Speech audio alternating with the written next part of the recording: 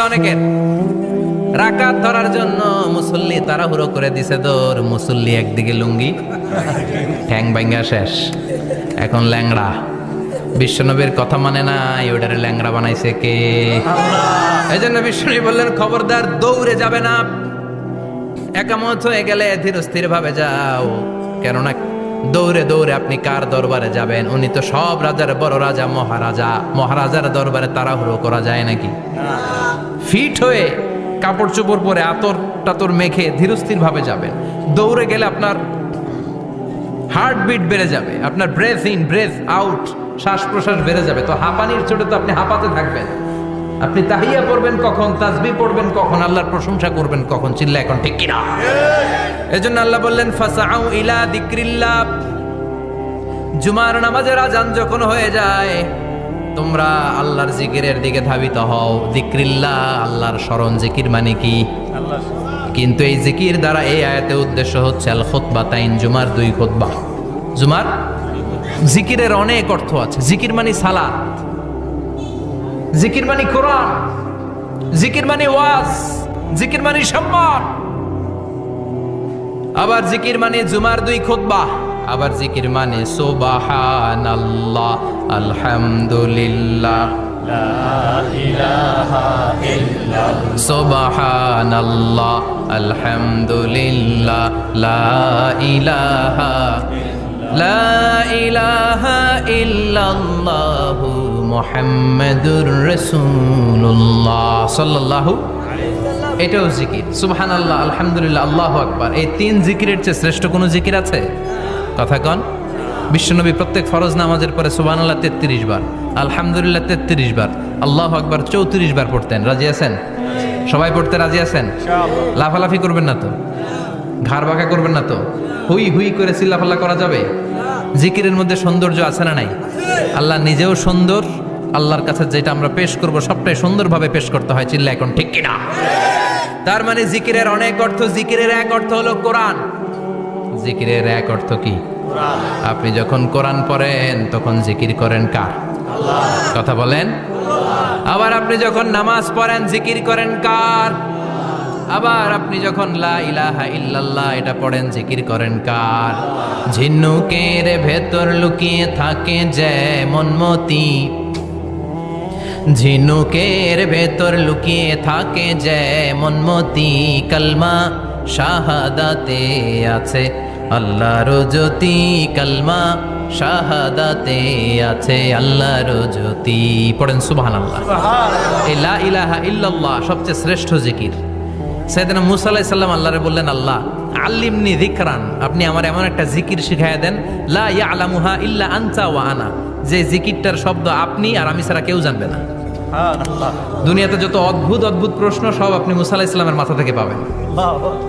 Very curiosity ছিল ওনার, বিভিন্ন বিষয়ে আল্লাহরে প্রশ্ন করতেন। আল্লাহরে বললেন, আল্লাহ আল্লিমনি কালিমাতান, আল্লিমনি যিকরান লা ইয়ালামুহা ইল্লা আনতা ওয়া আনা।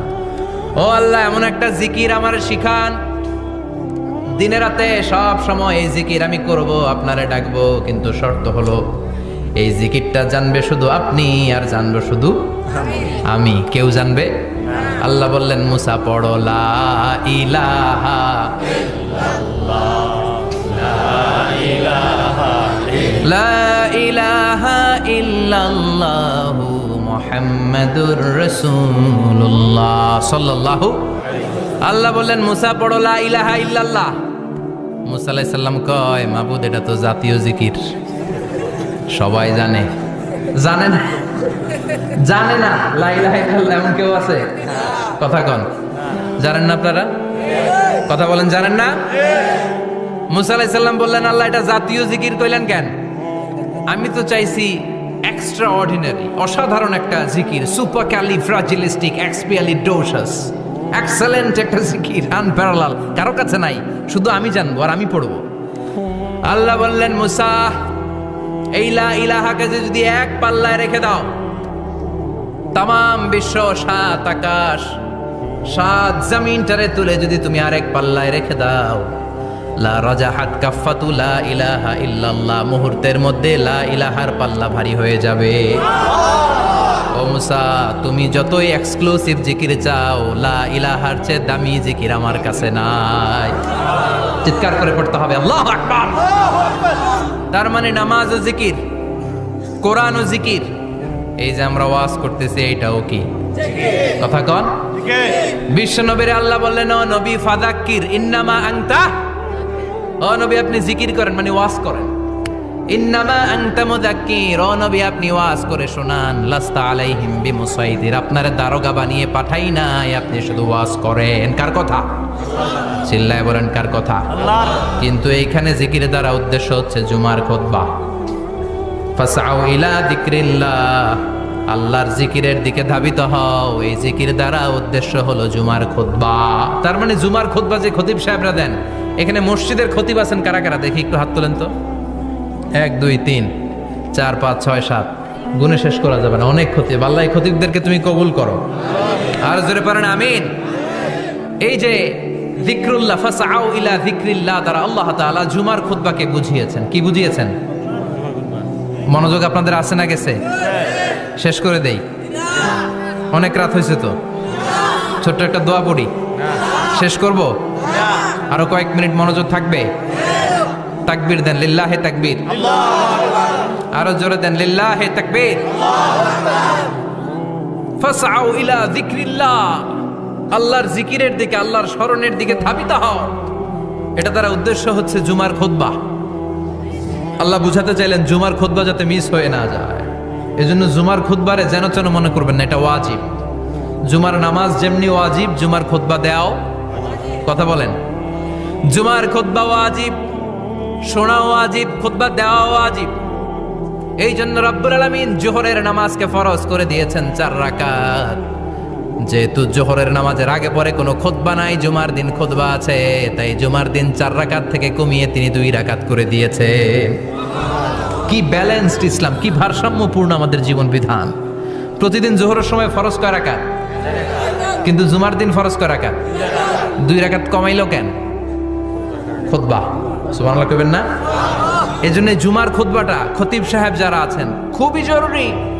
এটাকে খুব কনস্ট্রাকটিভ মুডে সমাজে তুলে ধরতে হবে, মানুষকে এডুকেট করতে হবে, ইনস্ট্রাক্ট করতে হবে। আপনাদের অনেক দায়িত্ব, you have huge responsibilities in your shoulder. আপনাদের অনেক দায়িত্ব। খতিব যারা, এটা ছোটখাটো কোনো রেসপন্সিবিলিটি নয়, এটা অনেক বড় দায়িত্ব। এই জুমার খুতবা, জুমার আলোচনার সাথে পৃথিবীর কোনো আলোচনার কোনো মিল নাই। কারণ জুমার আলোচনা সব সময় অন টাইম, একটা নির্ধারিত সময়ে হয়। পৃথিবীর অন্য কোনো আলোচনা নির্ধারিত সময়ে হয় নাকি? কথা কন। আমরা বক্তারা নির্ধারিত সময়ে মাইক পাই, কথা কন।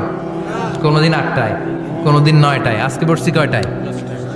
কিন্তু জুমার খুতবার এটা চেঞ্জ হয়। কি বরকতের একটা জলসা! ওই দিন সবাই আসতে হয় মসজিদে। ফুল টাইম নামাজি এরা আসে, পার্ট টাইম নামাজি এরা আসে, বেনামাজি এরাও আসে, আস্তিক এরা আসে, নাস্তিক এরাও আসে, আওয়ামী লীগ আসে, বিএনপি আসে, জাতীয় পার্টি আসে, জামাত ইসলাম আসে, হেফাজতে ইসলাম আসে, তাবলিগের ভাইয়েরা আসে, পীরের মুরিদেরা আসে, সবাই আসে। তাহলে এটা জরুরি দিন না? তাফসির মাহফিলের সাথে জুমার একটা মৌলিক পার্থক্য হচ্ছে, তাফসির মাহফিল আমাদের ধরে রাখতে হয়। কি করতে হয়? ধরে না রাখলে শ্রোতা উঠে যায়। কিন্তু জুমার খুতবা কি ধরে রাখা লাগে? কথা কন। ওঠার সুযোগ আছে, কারণ সামনে কি জুমার নামাজ। সুবহানাল্লাহ কইবেন না? এটা অনেক জরুরি। এজন্য জুমার খুতবা যারা দেন এরা বিশ্বনবীর দায়িত্ব পালন করেন। আল্লাহু আকবার। বিশ্বনবীর মাদানী ইনিংস কয় বছরের? 10 বছর। বিশ্বনবীর মাদানী ইনিংস শুরু হয়েছে মসজিদে নববী তৈরি করার মধ্য দিয়ে।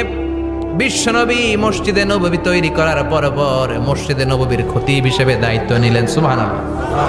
বিশ্বনবী 1টা 2টা 5টা 10টা না, মসজিদে নববীতেই 10 বছরের ইনিংসে 500টারও বেশি জুমার খুতবা দিয়েছেন। সুবহানাল্লাহ। বাড়িতে যায় বললেন কত খুতবা? 500রও বেশি খুতবা দিয়েছে। মদিনার সমাজটা এমনি জান্নাতি সমাজ হয় নাই। মদিনার সোসাইটিটাকে জান্নাতি সমাজ বানানোর জন্য বিশ্বনবীকে 500টা বক্তব্য দিতে হয়েছে। চিল্লায় পড়েন আল্লাহু আকবার। প্রতি সপ্তাহে যে আয়াতগুলো নাজিল হতো বিশ্বনবী এগুলো নিয়ে কথা বলতেন। এই সপ্তাহে যে সমস্ত আয়াতগুলো নাজিল হলো ওই আয়াতগুলো নিয়ে বিশ্বনবী জুমার দিন খুতবার মধ্যে কথা বলতেন। এই সপ্তাহের মধ্যে রাষ্ট্রীয় যত ক্রাইসিস আছে এই সমস্যাগুলো নিয়ে বলতেন। এই সপ্তাহে সমাজের মধ্যে বড় বড় যত ঘটনাগুলো ঘটে গেল এগুলো নিয়ে বিশ্বনবী জুমার দিন কথা বলতেন। সুবহানাল্লাহ। এজন্য খতিব যারা আছেন, জুমার আলোচনাটা অনেক কনস্ট্রাকটিভ, ফ্রুটফুল হতে হবে, কোরআনের আলোকে হতে হবে। বিশ্বনবী জুমার খুতবা দিচ্ছেন, হঠাৎ বিশ্বনবী দেখলেন হাসান আর হুসাইন লাল দুইটা জামা পরে জুমার মসজিদের মধ্যে ঢুকে একবার কাতারের এইদিকে দৌড় মারে, আরেকবার ওই দিকে দৌড় মারে। ছোট বাচ্চাদের এরকম দৌড়াদৌড়ি আছে না নাই? রাজা মায়েরও আছে। ছোট বাচ্চাদেরকে মসজিদে ঢুকতে দেন তো না বের করে দেন? বের করে দেয়। সর্বনাশ। বাচ্চাদেরকে মসজিদ থেকে বের করবেন না, কখনোই বের করবেন না। তুরস্কের বিভিন্ন মসজিদে বড় বড় ফেস্টুন দিয়ে লেখা থাকে, তারাবির নামাজে, জামাতের নামাজে মুরব্বীরা যখন সামনে নামাজ পড়বে, পিছন থেকে যদি ছোট বাচ্চাদের চিল্লা চিল্লি আর কিচির মিচির শব্দ শুনতে না পাওয়া যায় তাহলে ভবিষ্যৎ প্রজন্ম নিয়ে আপনারা চিন্তিত থাকুন। পিছনে যদি বাচ্চাদের হই হুল্লোড় না থাকে, চিল্লা ফাল্লা না থাকে, তার মানে নেক্সট জেনারেশন এগুলো মুসল্লি হবে না, এগুলো হবে ডাকাত। এজন্য এরা বিভিন্ন প্রজেক্ট চালু করেছে। 40 দিন টানা ফজরের নামাজ যে ছোট বাচ্চারা মসজিদে এসে পড়বে, ওই প্রজেক্টের আওতা থেকে একটা করে সাইকেল দিয়ে দেয়া হচ্ছে। সুবহানাল্লাহ কইবেন না? কুয়েতে আরেকটা প্রজেক্ট করছে, ফজরের নামাজে মুসল্লি নাই। কুয়েতের এই প্রজেক্ট হচ্ছে marriage project, second marriage project, দ্বিতীয় বিবাহ প্রকল্প।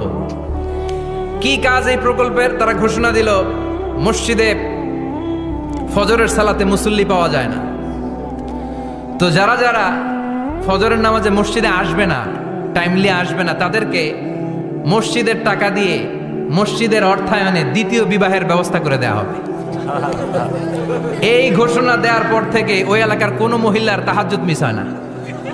ফজর তো অনেক দূরে, তাহাজ্জুদের সময় থেকে হাজবেন্ডের ডাকা শুরু করে, মসজিদে যাও, তাড়াতাড়ি তাড়াতাড়ি। কোথায় যাও? কারণ মসজিদে না গেলে দ্বিতীয় বিয়ে আছে না নাই? সুবহানাল্লাহ কইবেন না? What a project, what a project, কত চমৎকার প্রজেক্ট। এই প্রজেক্টগুলো নেওয়ার দরকার আছে না নাই? এজন্য ছোট বাচ্চাদেরকে মসজিদ থেকে তাড়িয়ে দেওয়া যাবে, এদেরকেও নিয়ে যান। এরা হাসতে খেলতে চলতে ফিরতে, আমি বাইরের যত জায়গায় তারাবি পড়েছি, অনেক দেশে তারাবি পড়েছি রামাদানে, ছোট বাচ্চারা পিছনে অনেক কিচিরমিচির করে। হঠাৎ অ্যানাউন্সমেন্ট দেয়, বাবা মারা ছেলে মেয়েদেরকে শান্ত করেন। কিছুক্ষণ শান্ত, 2 রাকাত পরে আবার চিল্লাচিল্লি, আছে না নাই? তো ওরা যদি না চিল্লায়, ওরা যদি লাফালাফি না করে, লাফালাফি কি 80 বছরের মুরব্বী করবে? কথা কয় না। মুরব্বী লাফালাফি করলে এটা মানাবে? ছোট বাচ্চারা লাফালাফি করবে, একজন আরেকজনের কামড় দিবে, কাঁচের গ্লাস ভাঙবে, এটাই পৃথিবীর সৌন্দর্য। চিল্লায় বলেন ঠিক কিনা? বিশ্বনবী একবার আসরের নামাজের সেজদা লম্বা করে দিলেন। সাহাবারা বললেন, নবী নামাজের পরে ধরলেন, অসুস্থ হয়ে গেলেন নাকি? অথবা কোরআনের আয়াত সেজদা অবস্থায় নাজিল হয়ে গেল নাকি? আসরের সেজদা তো এত লম্বা করতে কখনো দেখি নাই রে নবী। বিশ্বনবী বললেন, না, অসুস্থ হই নাই, কোরআনের আয়াত নাজিল হয় নাই। আমি যখন সেজদায় লুটিয়ে পড়েছি, আমার কলিজার টুকরা নাতি হাসান আমার কাঁধের উপরে চেপে বসেছে। আমি যদি সেজদা থেকে মাথা উঠাই হাসানের কষ্ট হয়ে যাবে, তাই আসরের একটা সেজদা আমি ইচ্ছা করেই লম্বা করে দিয়েছি। কি নবী ছিল, কি মায়া ছিল নাতিদের সাথে।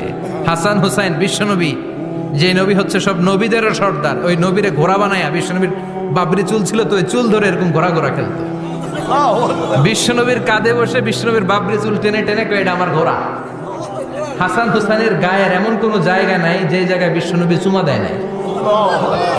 আর বলতেন, রাইহানাতাইনি ফিদ দুনিয়া, হাসান আর হুসাইন হলো আমার দুনিয়ার সুগন্ধি। সাইয়্যিদা শাবাবি আহলিল জান্নাহ, জান্নাতীরা আপনারা যারা জান্নাতে যাবেন, আপনাদের সামনে 2টা পতাকা থাকবে, একটা থাকবে হাসানের হাতে আর একটা হুসাইনের হাতে। বিশ্বনবী মসজিদে নববীতে জুমার খুতবা দিচ্ছেন, হঠাৎ হাসান আর হুসাইন লাল 2টা জামা পরে কাতারের মধ্যে দৌড়াদৌড়ি শুরু করলেন। বিশ্বনবী খুতবা থামিয়ে দিলেন, মিম্বার থেকে নেমে হাসান হুসাইনকে 2 হাতে টানতে টানতে মিম্বারের উপরে নিয়ে আসলেন, যাতে মুসল্লিদের ডিস্টার্ব না হয়ে যায়। হাসানকে ডান হাতে ধরে, হুসাইনকে বা হাতে ধরে বাকি খুতবাটা বিশ্বনবী তখন শেষ করলে। 500টা খুতবা দিয়েছেন। কয়টা? চিল্লায় বলেন কয়টা? আবার বিশ্বনবী জুমার খুতবা দিতে দাঁড়ালেন। এক সাহাবী এসে বসে বলল, বিশ্বনবী বললেন, কম, দাঁড়াও, 2 রাকাত পড়ছো? সাহাবী কেন পড়ি নাই। বিশ্বনবী বললেন, ইরকা রাকাতান, 2 রাকাত পড়ো। সাহাবী 2 রাকাত পড়া শুরু করলেন। বিশ্বনবী আবার খুতবা দেওয়া শুরু করলেন। খুতবার নিরবিচ্ছিন্নতাকে ভঙ্গ করে বিশ্বনবী তাকে দাঁড়াতে বললেন, 2 রাকাত নামাজ পড়তে বললেন। তার মানে খতিব সাহেব মন গড়া শুধু খুতবা দিয়ে যায় না, ডানে বায়ে কোথায় কি হচ্ছে সবকিছু নজরে রেখে, কন্ট্রোলে রেখে, সামাজিক সব সমস্যার কথাগুলো তুলে ধরে অসামাজিক কার্যকলাপের বিরুদ্ধে হুঙ্কার দিয়ে জুমার প্ল্যাটফর্মটাকে শক্তিশালী করাই হচ্ছে একজনের খতিবের দায়িত্ব। চিল্লায় কোন ঠিক কিনা? এ কাজই করেছেন বিশ্বনবী 500টা খুতবায়। আবার বিশ্বনবী দাঁড়িয়ে খুতবা দিচ্ছেন। এক সাহাবী এসে বলেন, নবী, মদিনার মধ্যে পানি নাই, অনাবৃষ্টি, দুর্ভিক্ষ, আপনি একটু দোয়া করেন যাতে বৃষ্টি হয়। কিসের দোয়া? বিশ্বনবী জুমার খুতবা থামিয়ে দিলেন। খুতবা দিচ্ছিলেন, খুতবা থামিয়ে দোয়া করলেন, আল্লাহুম্মা স্কিনা, আল্লাহুম্মা স্কিনা ইয়া গাউস আগিসনা, আল্লাহুম্মা আসকিনা গাইসান মুগীসান মারিআন মুরিআন নাফিআন গায়রা দার আজিলান গায়রা আজিল। আল্লাহ, আপনি আমাদের সাহায্য করেন, আপনি রহমত করেন, বরকত দেন, আপনি মদিনার বুকে বৃষ্টি দেন, তাড়াতাড়ি দেন, দেরি করেন না। সুবহানাল্লাহ। বিশ্বনবী দোয়া করতে দেরি, মুহূর্তের মধ্যে ঝুমঝুম করে বৃষ্টি নাজিল হয়ে মদিনাটা প্লাবিত হয়ে গেল। আকাশে মেঘ দেয় কে? বৃষ্টি দেয় কে? আল্লাহ। মেঘ দে, পানি দে, ছায়া দে রে তুই, আল্লাহ মেঘ দে। পড়েন পড়েন, আল্লাহ মেঘ দে, পানি দে, ছায়া দে রে তুই, আল্লাহ মেঘ দে। সবকিছু দেয়ার মালিক কে? বৃষ্টি দেয় কে? মেঘ দেয় কে? বিশ্বনবীর দোয়ার বরকতে বৃষ্টি নামলো। শুক্রবার বৃষ্টি, শনিবার বৃষ্টি, রবি সোম মঙ্গল বুধ বৃহস্পতি শুক্র, এর পরের শুক্রবার পর্যন্ত টানা বৃষ্টি হলো। কারণ দোয়ার, বৃষ্টির দোয়া করছে, বৃষ্টি বন্ধ আর দোয়া তো করে নাই, চলতেছে। আল্লাহ কইছে, নবী চাইছেন দিতেছি, না করলে থামামু। সুবহানাল্লাহ কইবেন না? বৃষ্টি হইতে হইতে মদিনায় বন্যা, মরুভূমির দেশ, কি পরিমাণে হেভি রেইনফল হলে মরুতে বন্যা হয়। সুবহানাল্লাহ পড়বেন না? আবার বিশ্বনবী পরের জুমাবারে খুতবা দিচ্ছেন। ওই সাহাবী এসে হাজির, এসে বলে, ও নবী, আর বৃষ্টির দরকার নাই। যে বৃষ্টির দোয়া করতে বলেছিল সে এসে বলি, আর কিসের দরকার নাই? চিল্লায় বলেন, কিসের দরকার নাই? ও নবী, আর বৃষ্টির দরকার নাই, এবার বৃষ্টি বন্ধের দোয়া করেন। বিশ্বনবী আবার হাত তুলে বললেন, আল্লাহুম্মা হাওয়ালাইনা ওয়ালা আলাইনা, মানে আল্লাহ, আপনি বৃষ্টি দেন, তবে এই এলাকায় না, ডানে বায়ে সামনে পেছনে চারদিকে দেন। সাহাবীরা মসজিদ থেকে বের হয়ে দেখে মদিনার চারদিকে এরকম গোল একটা চাকতি, এই চাকতি দিয়ে নীল আকাশ দেখা যায়, আর ডানে বায়ে সামনে পেছনে প্রচন্ড ঝড় ঝন্ডার বৃষ্টি। মদিনার আকাশে এক ফোঁটাও বৃষ্টি নেই। চিল্লায় এখন সুবহানাল্লাহ। এগুলো হচ্ছে বিশ্বনবীর খুতবার বরকত। 500টা খুতবা দিয়েছেন, এর জন্য খতিব সাহেবরা ভালো করে খুতবা দেওয়ার দরকার আছে না নাই? আল্লাহ বললেন, ইযা নুদিয়া লিস-সালাতি মিন ইয়াউমিল জুমআতি ফাসআউ ইলা যিকিরিল্লাহি ওয়া যারুল বাই। জুমার আযান যখন হয়ে যায়, জুমার নামাজ পড়তে যাও, বেচা কেনা বন্ধ করে দাও। কার কথা? Allah. Close the shop, shut down the shop, close the market.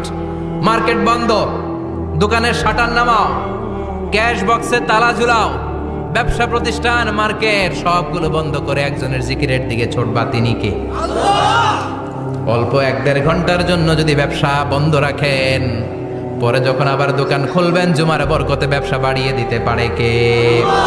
এরপর আল্লাহ বললেন, ফাইদা কুদিয়াতিস সালাতু ফান্তাশিরু ফিল আরদি ওয়াবতাগু মিন ফাদলিল্লাহ ওয়াযকুরুল্লাহা কাসীরান লাআল্লাকুম তুফলিহুন। যখন নামাজ শেষ হয়ে যায়, ফাইদা কুদিয়াতিস সালাতু ফান্তাশিরু ফিল আরদ, জুমার নামাজ যখন শেষ হয়ে যায়, জামাতের নামাজগুলো যখন শেষ হয়ে যায়, ফান্তাশিরু ফিল আরদ, জমিনে ছড়িয়ে যাও, ওয়াবতাগু মিন ফাদলিল্লাহ, আল্লাহর কাছ থেকে ফদল তালাশ করো, মানে রিজিক তালাশ করো। কার কথা? আল্লাহ। নামাজ শেষ মসজিদে থাকবেন? কই যাবেন? কথা কন, জোরে কন। নামাজের সময় ঢুকবেন কই? নামাজ শেষে যাইবেন কই? আবার বলেন, আজান হলে ঢুকবেন কই? আজান শেষ, নামাজ শেষ, যাবেন কই? কুদিয়াতিস সালাহ ফান্তাশিরু ফিল আরদ, এটা হচ্ছে ইসলামের বিধান। মসজিদে গোল হয়ে বসে থাকার কোনো বিধান নাই। শুধু মুরব্বী যারা, কাজ নাই, ফ্যামিলিরে দেওয়ার কিছু নাই, অবসর সময় অঢেল সময় মসজিদে বসে তেলাওয়াত করেন, জিকির করেন, সমস্যা নাই। কিন্তু যুবক যারা, নামাজের পরে সমাজকে উপহার দিবা, রাষ্ট্রকে অনেক কিছু উপহার দেওয়ার আছে, তোমার ফ্যামিলির প্রতি অনেক দায়িত্ব আছে, কর্মক্ষম কেউ নামাজের পরে মসজিদে অলস সময় কাটানো যাবে। বিধানটা কার? ওমর ফারুক মসজিদে নববীর ইমাম, জোহরের নামাজের ইমামতি করলেন, বের হয়ে আসলেন, দেখেন মসজিদের বারান্দায় ইয়ামান থেকে আসা কিছু লোক গোল হয়ে বসে বসে জিকির করে। কি করে? মনোযোগ নাই। কি করে? জিকির করে। উনি চলে গেলেন, আসরের সময় আবার ইমামতিতে আসলেন, আসরের সালাত পড়িয়ে চলে যাচ্ছেন, আবার দেখে গোল হয়ে জিকির করে ওই দল। মাগরিবের নামাজে ইমামতি করলেন, চলে যাওয়ার সময় দেখে সবাই যায়, এরা যায় না, গোল হয়ে বসে বসে জিকির করে আর তাসবিহ পড়ে। এবার ওমরে ফারুক বললেন, আসসালামু আলাইকুম। সবাই বলে ওয়ালাইকুম আসসালাম। মান আনতুম? তোমরা কারা? কয় নাহনু আল মুতাওয়াক্কিলুনা আলাল্লাহ, আমরা আল্লাহর উপর তাওয়াক্কুল করছি। তো তাওয়াক্কুল করে যে বসে আছো, তোমাদের ফ্যামিলি নাই, ছেলে মেয়ে নাই, দায় দায়িত্ব নাই, সমাজকে উপহার দেওয়ার মতো কিছু নাই, আর তোমরা যে বসে আছো তিনটা বেলা খাইলা কোত্থেকে? না রোজাদার। ইয়ামানি লোকগুলো বলে না রোজা রাখি নাই, খাইছি। ওমর বলল বড় আল্লাহর ওলি খানা করতে আইছে। আমাদের জিকির আর বুজুর্গি দেখে আশেপাশের লোকজন খানা দিয়া গেছে। ওমরে ফারুক বলে তাইলে তো তোমরা মিথ্যাবাদী, তোমরা মুতাওয়াক্কিলুনা আলাল্লাহ ন, তোমরা আল্লাহর উপর তাওয়াক্কুল করনি, তোমরা হচ্ছে আল মুতাওয়াক্কিলুনা বা'দুকুম বা'দা, একে অপরের উপর নির্ভরশীল। যারা খানা দিয়ে যায় এদের উপর তোমরা নির্ভরশীল। তোমরা জিকির করার তাকায় থাকো, বাটি আসে কোন দিক দিয়া, খাবারের প্লেট আসে কোন দিক দিয়া, জোরে কোন ঠিক কিনা? আল্লাহর উপর তাওয়াক্কুল এটা নয়। আনতুমুল মুতাওয়াক্কিলুন বা'দুকুম বা'দা। এখনই মসজিদ থেকে বের হয়ে যা। এরপরে কোনোদিন নামাজের পর গোল হয়ে বসে থাকতে দেখলে পিটায়া মসজিদ থেকে তাড়ানো। এটা হচ্ছে ইসলামের বিধান। চিল্লা এখন ঠিক কিনা? ফান্তাশিরু ফিল আরদ। নামাজের পরে কৃষক চলে যাবে মাঠে, ব্যবসায়ী চলে যাবে শপিং মলে, মেম্বার অব দ্য পার্লামেন্ট চলে যাবে সংসদে, সেনা সদস্যরা ঢুকে যাবে ক্যান্টনমেন্টে। চিল্লা এখন ঠিক কিনা? যার যেখানে দায়িত্ব পালন করার জন্য ছোট, মসজিদে বসে থাকা যাবে? কোন যুবক মানুষ, কর্মক্ষম মানুষ নামাজের পরে মসজিদে বসে বসে জিকির করা যাবে? নামাজে তো সবচেয়ে বড় জিকির। কামাই করা লাগবে না? মেয়ে কোথায় গেল, ছেলে কোথায় গেল, ফ্যামিলির খোঁজ খবর নেওয়ার দরকার আছে না নাই? চিল্লাবেন আছে না নাই?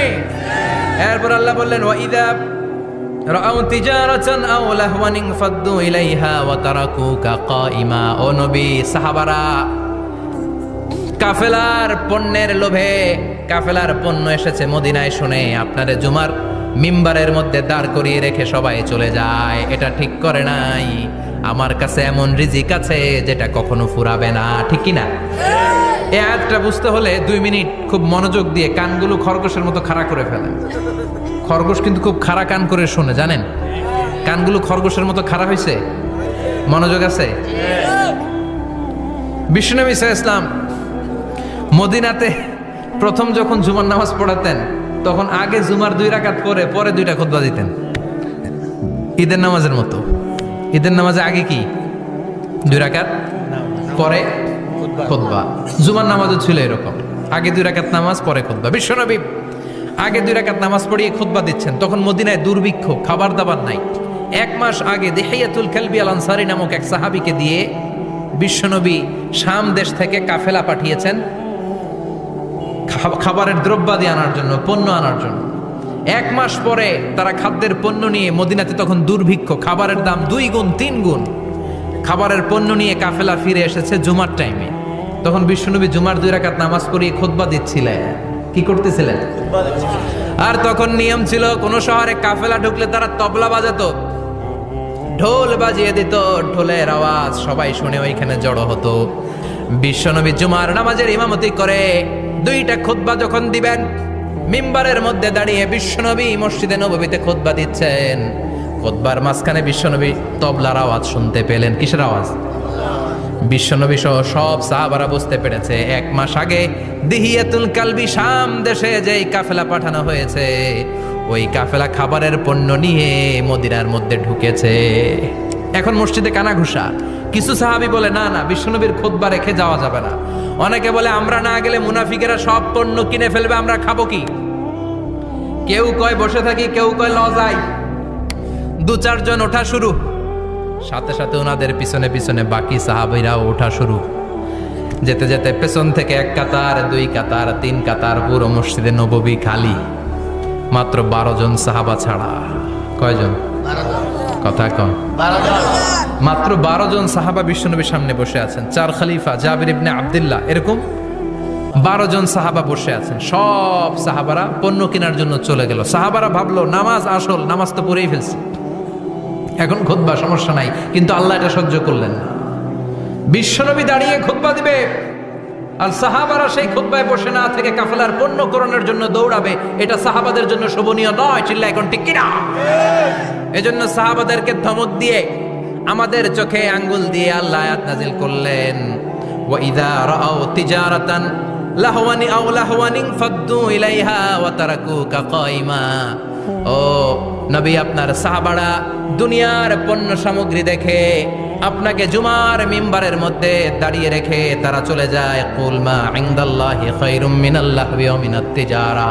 ও নবী, আপনি বলে দেন আমার কাছে এত বিশাল ধনভাণ্ডার আছে, সবার যত চাহিদা যত কামনা আছে সব যদি দিয়ে দেয় আমার ধনভাণ্ডারের 1 ইঞ্চিও কমবে না। সবচেয়ে বড় রিজিকদাতা কে? আল্লাহ। চিল্লায় বলেন কে? আল্লাহ। কেউ যেটা পারে না পারে কে? আল্লাহ। কেউ যেটা দেয় না দেয় কে? আল্লাহ। জুমার নামাজে আগে আগে যেতে রাজি আছেন? সময় মতো জুমার খুতবা শুনতে রাজি আছেন তো? খতিব সাহেবরা ঠিকঠাক মতো জুমার খুতবা দিবেন তো? জুমার দিনের কিছু সুন্নাত আছে, শুনবেন না দোয়া করে ফেলবো? এই সুন্নাতগুলো শুনে আমরা বিদায় নিব। চিল্লায় পড়েন ইনশাআল্লাহ। দোয়া না নিয়ে কে কে যাবেন? হাত তোলেন।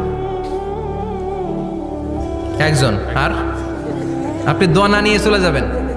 এত ব্যস্ততা। জুমার দিনের প্রথম সুন্নত হচ্ছে জুমার দিনের ফজরের নামাজটা জামাতে পড়া। সবাই কয় খাইছে, হুজুরে দর্শে জায়গা মতো, আসল জায়গায়। ফজরের নামাজে ভেজাল আছে না নাই? রাজা মেহারে নাই? রাজা মেহারের মসজিদ সব প্যাক হয়ে যায়, মুসল্লি আর মুসল্লি। জুমার নামাজের প্রথম সুন্নত হচ্ছে ফজরের নামাজটা কি পড়া? জামাতে।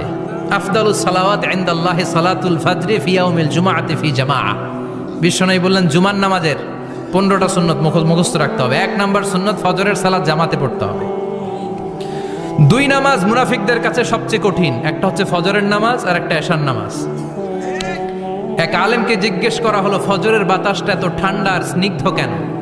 আলেম উত্তর দিয়েছিল কারণ ফজরের বাতাসে মুনাফিকদের নাকের দুর্গন্ধ মিশে না। ফজরের বাতাসটা স্নিগ্ধ, ফজরের সময় আল্লাহওয়ালাদের আনাগোনা, মুসল্লিদের আনাগোনা, ইসলামের পক্ষের শক্তির আনাগোনা। চিল্লায় বলেন ঠিক কিনা? মসজিদে নববীতে জুমার নামাজের দৃশ্য আর ফজরের নামাজের দৃশ্য ছিল এক।